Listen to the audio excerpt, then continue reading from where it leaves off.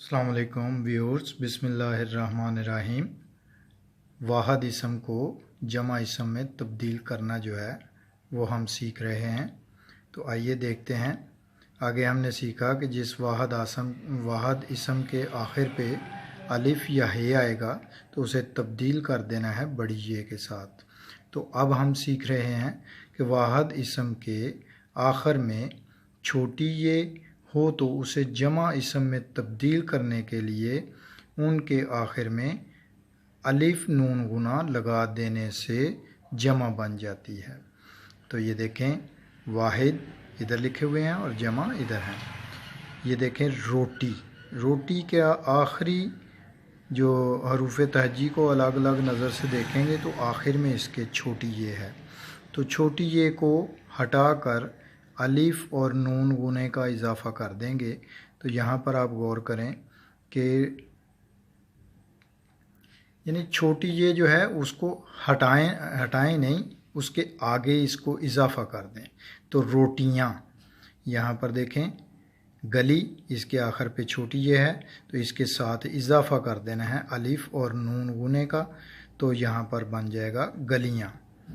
नेकी, नेकियाँ। मछली, मछलियाँ। बेटी, बेटियाँ। इसी तरह से ये देखें, कॉपी, कॉपियाँ।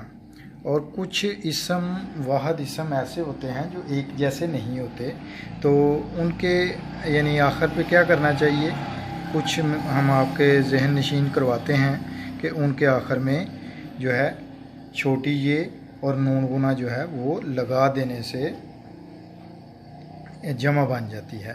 तो अब ये देखें, ये वाहद लिखे हुए हैं, ये जमा लिखी हुई हैं।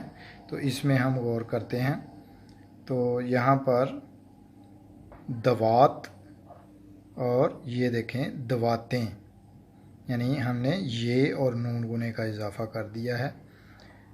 गेंद और गेंदें। शाख, शाखें। धात, धातें। किरण, किरणें। दुकान, दुकानें। सड़क, सड़कें। शाल, शालें।